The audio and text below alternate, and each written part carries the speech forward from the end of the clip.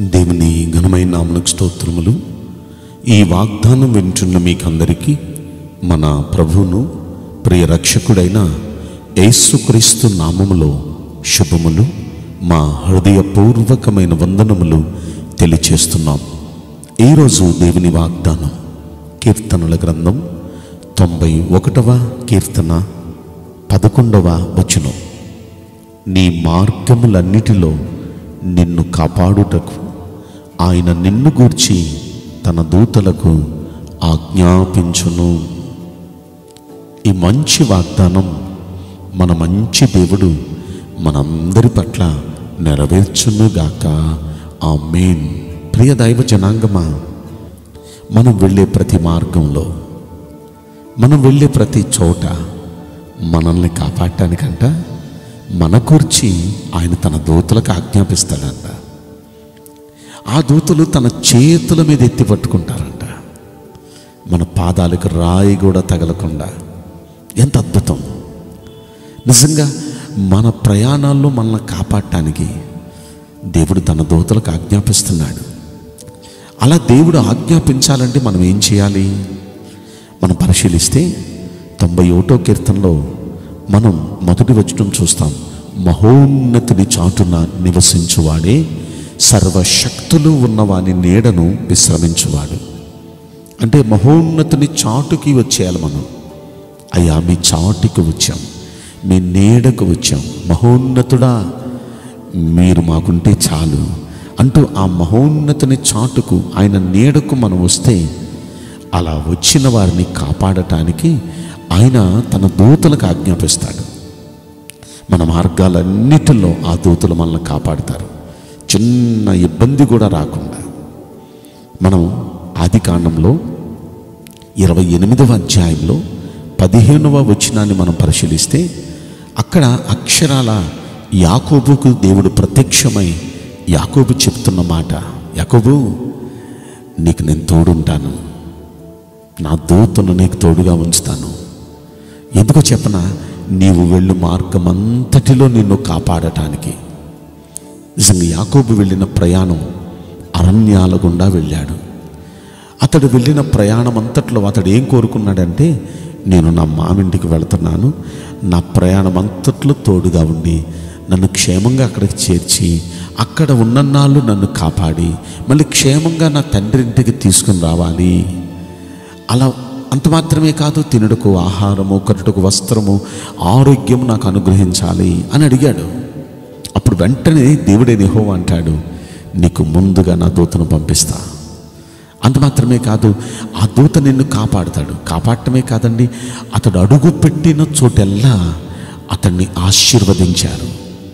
నిజంగా దేవుడు అతడు అడుగు పెట్టిన చోటెల్లా ఆశీర్వదించాడు. మామింటికి వెళ్ళినప్పుడు మామతో ఆయన అన్న ఒక మాట, నేను నీ ఇంటికి రాకముందు నీకున్నది కొంచెం, అయితే నేను అడుగు పెట్టిన చోటెల్లా యెహోవా నిన్ను ఆశీర్వదించాడు అంటాడు. ఆదికాండంలో 30వ అధ్యాయంలో 30వ వచనంలో ఈయన అడుగు పెట్టిన చోటెల్లా దేవుడు ఆశీర్వదించాడు. ఈయన ప్రయాణములో, ఈయన పనులలో దేవుడు ఈయన కాపాడాడు. నిజంగా దేవుడు తన దూతలకు ఎందుకు ఆజ్ఞాపిస్తాడంటే మనల్ని కాపాడటానికి, అంత మాత్రమే కాదు మనల్ని ఆశీర్వదించటానికి. దేవుడు తన దూతలకు ఎప్పుడు ఆజ్ఞాపిస్తాడు, ఎవరి గురించి ఆజ్ఞాపిస్తాడు అంటే, మొదటి మాట మనం తెలుసుకున్నాం.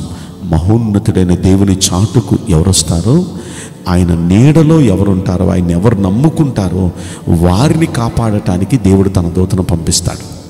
ఈరోజు ఈ వాగ్దానం వింటున్న మనమందరం ఆయన నమ్ముకున్నాం.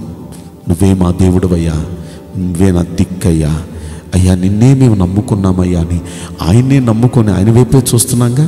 ఖచ్చితంగా నమ్మండి, మీ ప్రయాణాల్లో, మీ పనులలో మిమ్మల్ని కాపాడటానికి ఆయన మీ గురించి తన దూతలకు ఆజ్ఞాపిస్తాడు. అంత మాత్రమే కాదు, వెళ్ళిన చోటెల్లా, వెళ్ళిన పనిలో మనల్ని ఆశీర్వదించటానికి ఆయన తన దూతను పంపిస్తాడు. కనుక ఆయన నమ్ముకున్న వారు, ఆయన ఆశ్రయించే వారి కోసం దేవుడు పంపిస్తాడు దూతని. రెండవది 34వ కీర్తనలో మనం పరిశీలిస్తే 7వ వచనంలో అంటాడు, యెహోవా యందు భయభక్తులు గల వారి చుట్టూ ఆయన దూత కావలి ఉండి వారిని రక్షించును అని. దేవుణ్ణి నమ్ముకోవటమే కాదు, ఆయన్ని నమ్ముకున్న వారు ఆయన యందు భయభక్తులు కలిగి ఉండాలి. అంటే దేవునికి భయపడుతూ భక్తి చేయాలి. అయ్యా మీకు భయపడుతూ నేను భక్తి చేస్తానయ్యా. ప్రతి విషయంలో దేవునికి భయపడాలి. అమ్మో నా దేవుడు నేను మాట్లాడే వ్యర్థమైన మాటలన్నీ వింటున్నాడు అని మాట్లాడే విషయంలో దేవునికి భయపడాలి. రెండవది, మనం చేసే పనులన్నీ చూస్తున్నాడు ఆయన. మనం ఎక్కడెక్కడ ఏమేమి చేస్తున్నామో మన పనులన్నీ చూస్తున్నాడు ఆయన.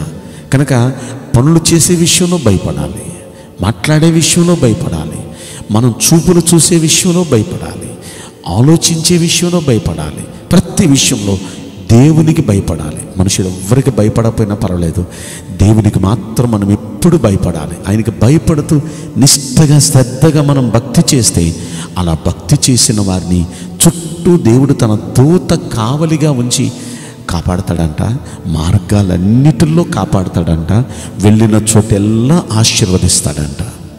కనుక ఈ వాగ్దానం వింటున్న మనందరి కోసం దేవుడు తన దూతను పంపునుగాక, తన దూత మనకు కావలిగా ఉండునుగాక. కనుక అలాగా మనందరి జీవితంలో జరుగునట్లు 2 పనులు మనం చేస్తే చాలు.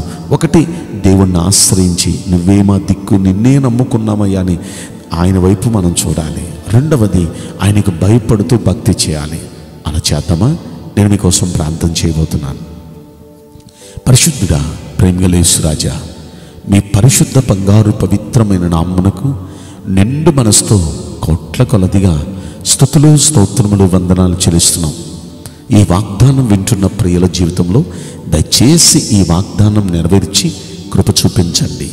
అయ్యా, మిమ్మల్ని నమ్ముకున్న మా కోసం, మమ్మల్ని కాపాడటం కోసం, మమ్మల్ని ఆశీర్వదించటం కోసం మీరు మీ దూతను పంపిస్తానన్నారు. అయ్యా, దయచేసి నిన్నే నమ్ముకున్న మీ బిడ్డల కోసం మీ దూతను పంపించండి. దయచేసి మీ దూతను పంపించండి, ఆశీర్వదించండి. ప్రభువా, ఈ మంచి వాగ్దానం వింటున్న ప్రతి ఒక్క బిడ్డ జీవితంలో శ్రేష్టమైన మీ ఆశీర్వాదం పొందినట్లు, ప్రయాణాలన్నిటిలో, ప్రయత్నాలన్నిటిలో వారు కాపాడబడినట్లు మీరే కృప దయచేయమని ఈ కొద్ది మనవులు నజరుడైన యేసుక్రీస్తు ప్రశస్తమైన నామములో మిక్కిలి వినయముతో ప్రార్థించి బ్రతిమలాడి వేడుకుంటున్నాం ప్రియ పరలోకపు తండ్రి. ఆమేన్. May God bless you all. Thank you.